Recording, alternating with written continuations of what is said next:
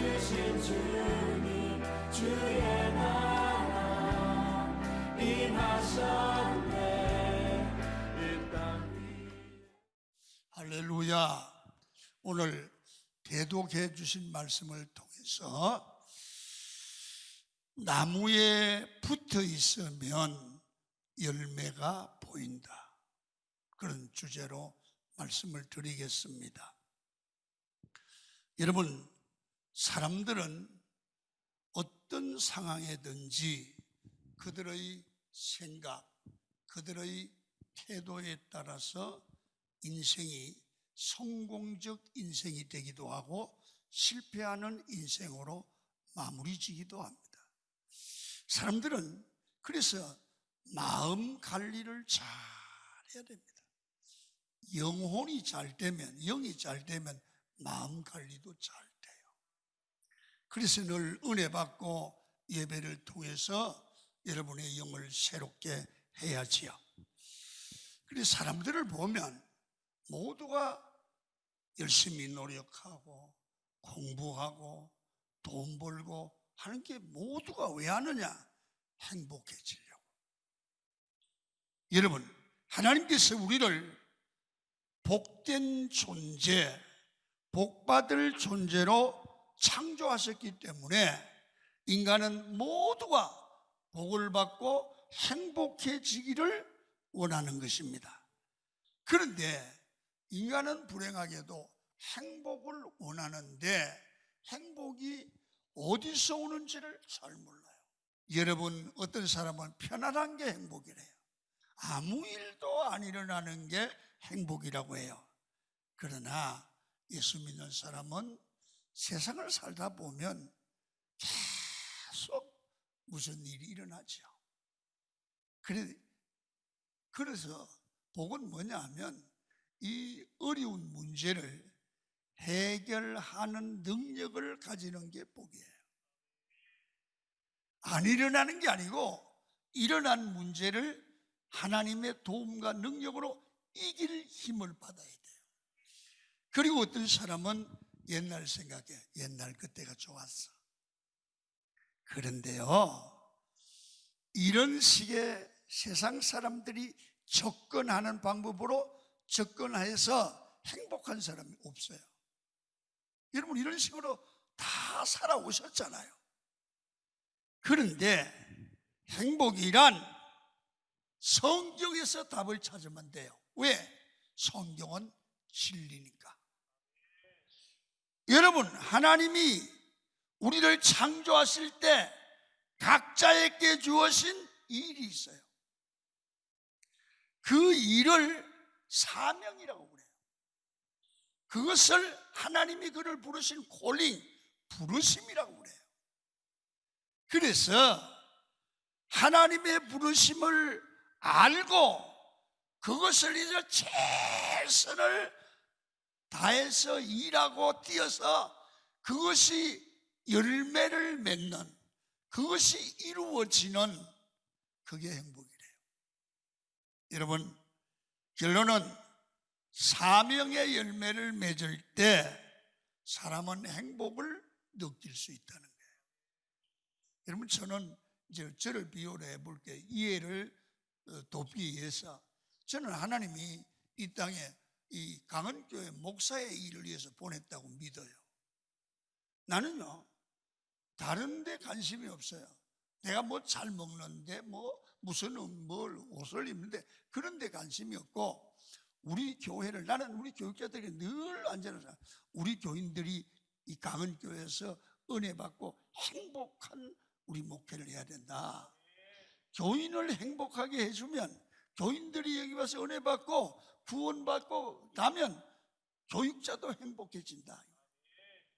그게 목회의 비전이고, 여러분, 우리 생각해 보세요. 장로님도 근사님도 강원교회에 나서 신앙생활하고, 목사님도 신앙생활이 의미가 있고 재미있어요.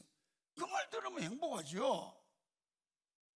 여러분, 그래서 여러분들과 제가 알아야 될 것은, 오늘 이 본문에서 열매 얘기를 잘 하고 나서 그 다음에 열매를 맺는 게 기쁨이래. 자, 11절 읽어보세요. 11절 시작. 내가 이것을 너희에게 이름은 내 기쁨이 너희 안에 있어 너희 기쁨을 충만하게 하려 함이라. 아멘. 열매 맺는 것이 목적인데, 열매 맺으면 주님의 기쁨이 내게 온다는 거예요. 여러분 인생을 잘 살아서 주의 기쁨이 여러분에게 넘치기를 축원합니다. 열매 맺는 인생이 될 때 최고로 행복할 수 있단 말입니다. 사람은 세상을 살면서 아무리 노력해도 의미가 없는 일은 못해요.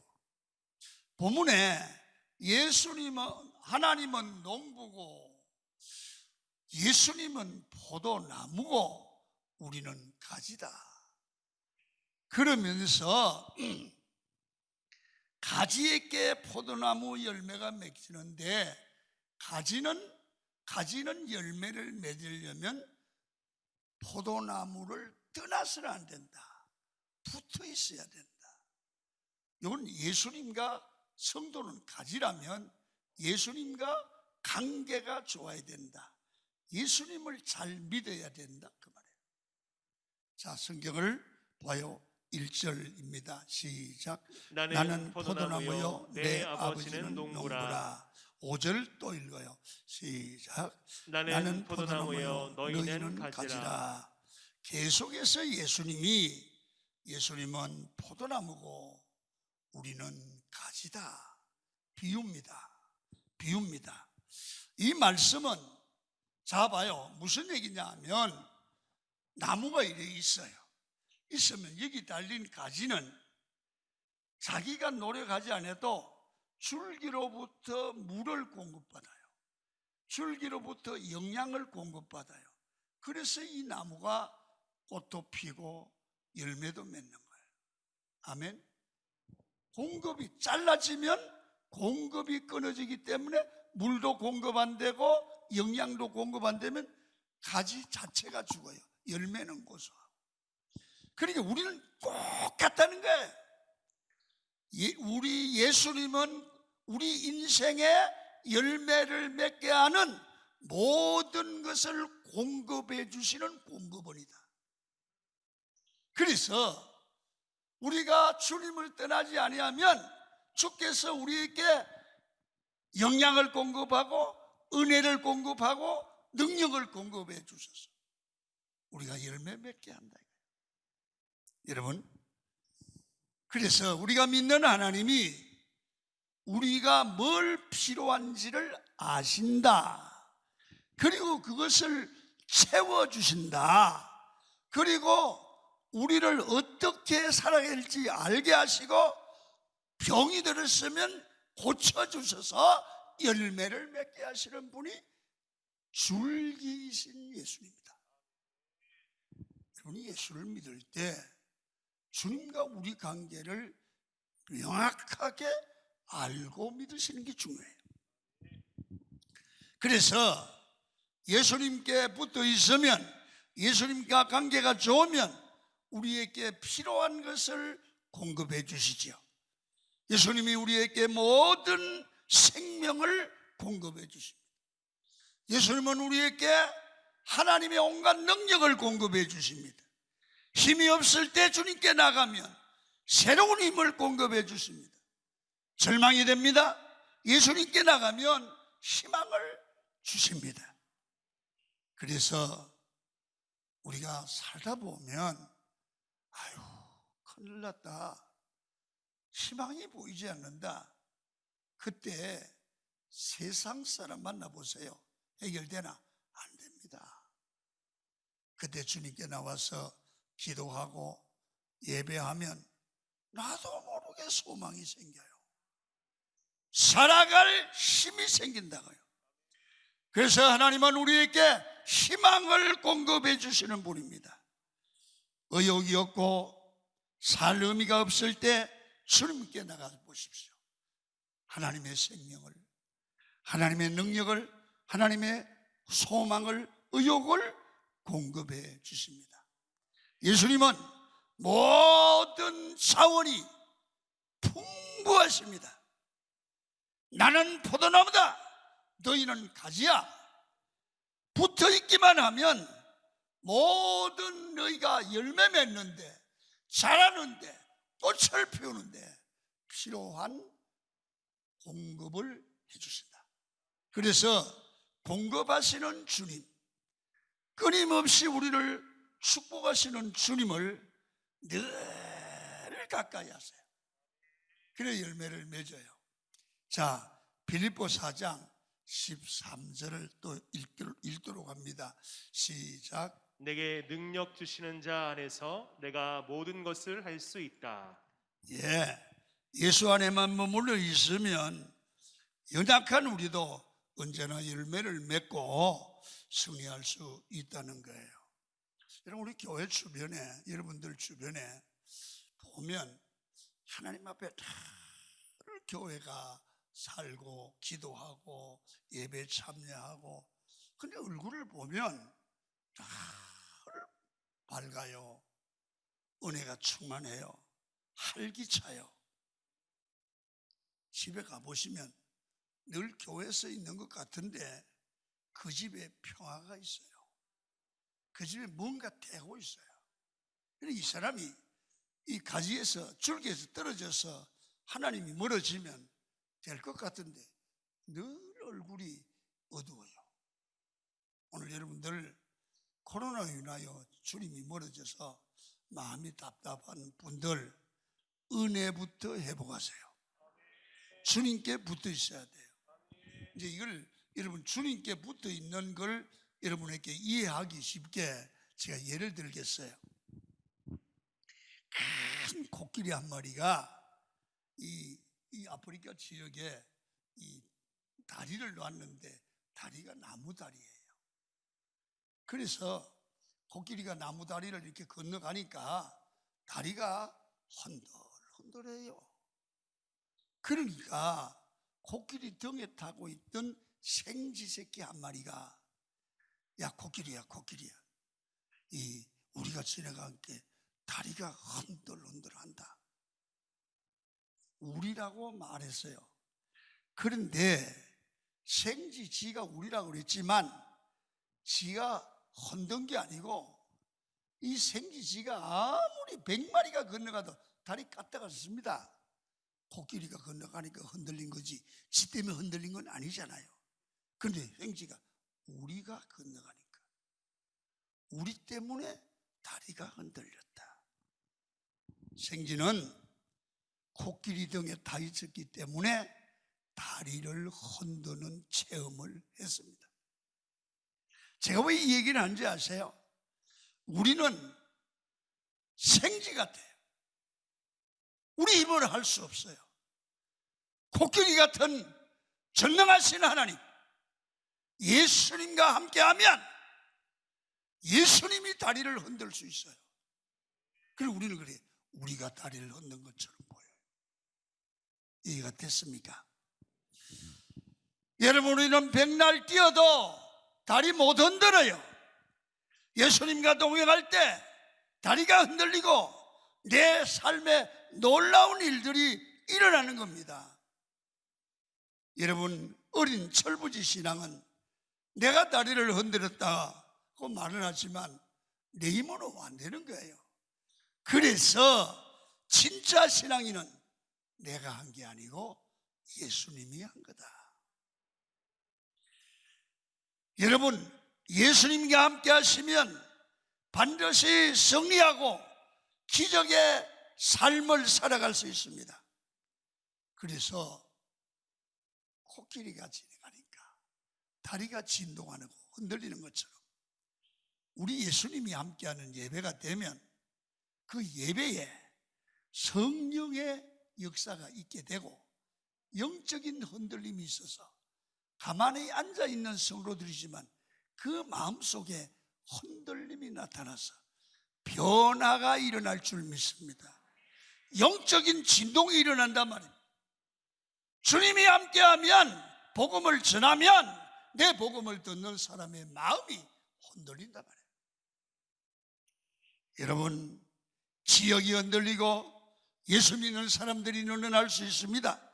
예수님이 함께하는 설교를 하면 말씀에 성령의 권능이 임해서 말씀 듣는 사람들의 심령이 흔들리고 쪼개지고 변화되는 겁니다.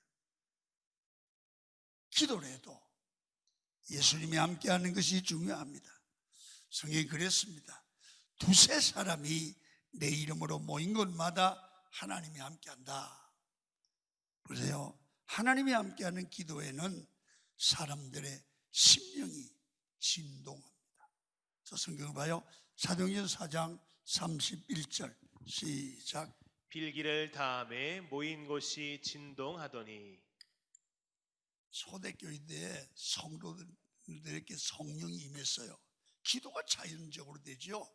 그래 막 기도하니까 성도들이 모인 곳이 진동하더라.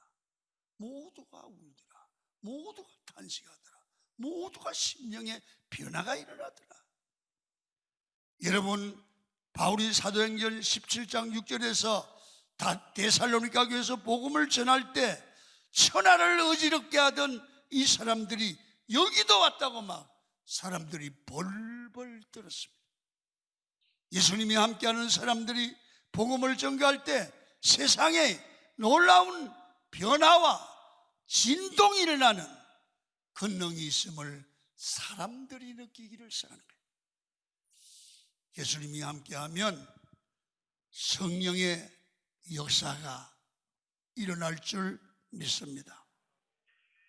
우리가 전도하고 기도할 때 하나님이 함께하면 어떤 일이 벌어집니까? 세상을 뒤집을 수 있는 영향력 있는 권능이 여러분에게도 임할 줄 믿습니다.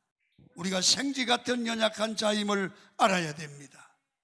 그냥 생쥐가 아니라 전능하신 하나님께 붙어있는 그러한 자임을 아십시오. 예수님이 말씀합니다. 나는 포도나무요 너희는 가지라. 가지된 우리는 주님께 붙어 있어야 됩니다. 주님을 가까이 해야 됩니다. 그래서 여러분, 주님께 붙어 있는 성도는 약한 것 같은데 강합니다. 여러분, 건강한 성도, 건강한 교회는 반드시 주님께 붙어 있고 주님과 연결된 성도요, 연결된 교회입니다. 우리 교회 성도들은 주님께 잘 붙어 있어서 주님의 능력을 재현해내는 능력의 종들이 되기를 축원합니다. 또 한 가지, 1절 하반절부터 2절까지를 읽고 나가겠습니다.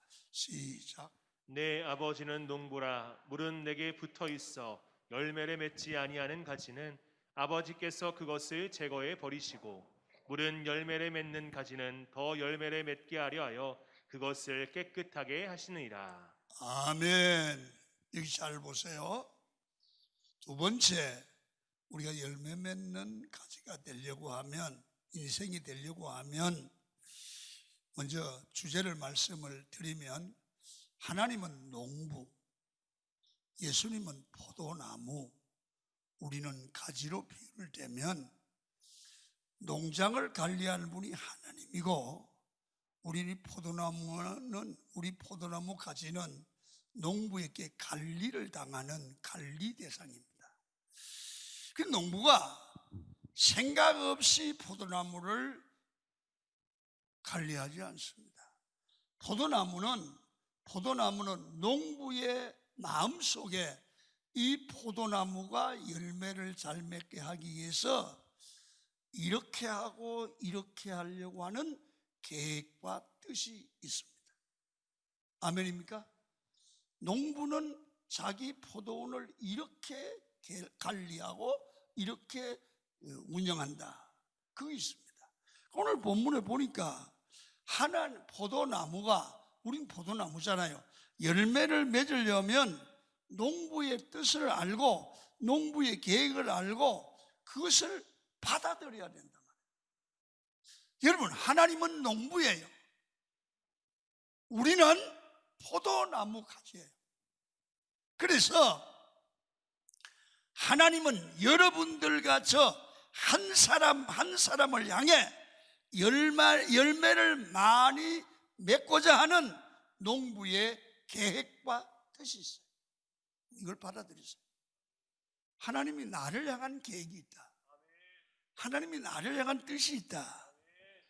중요한 것은 우리는 이러한 하나님의 계획을 받아들이고 농부의 가지치기를 할 때 아프죠.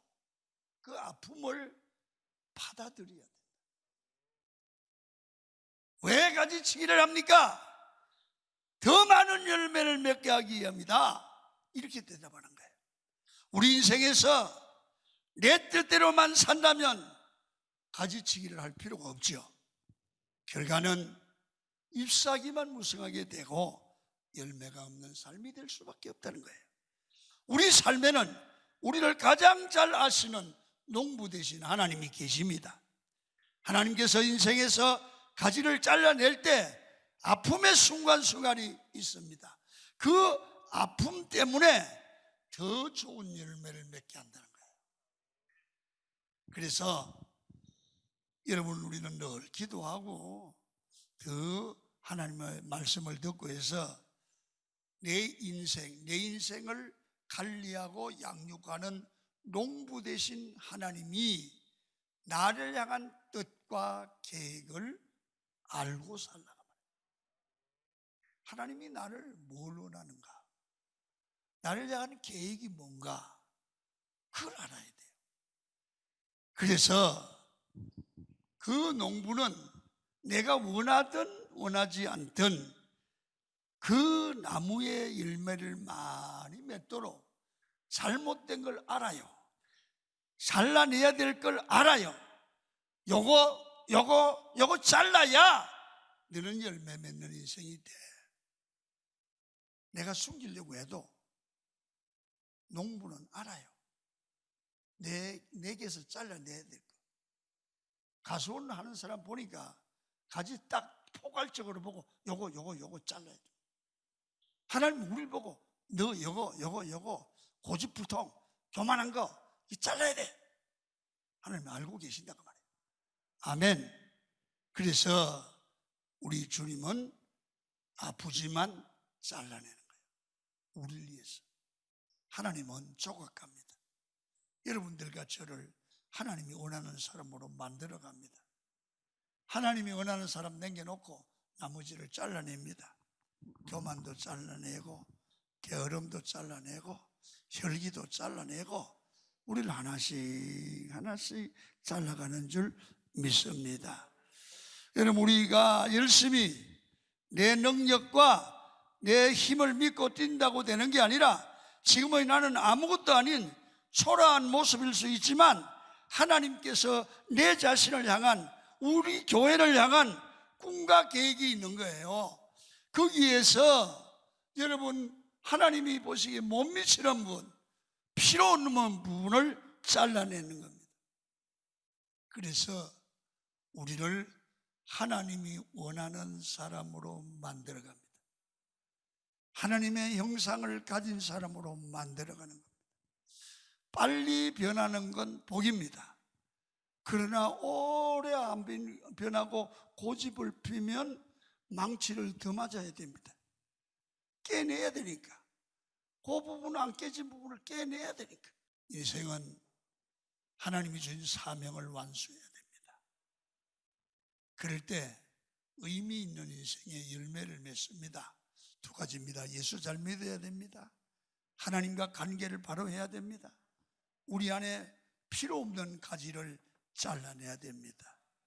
그럴 때 여러분의 인생은 아름다운 인생, 복된 인생, 하나님의 행복한 인생을 만들어 삶의 열매가 맺힐 줄로 믿습니다. 생명의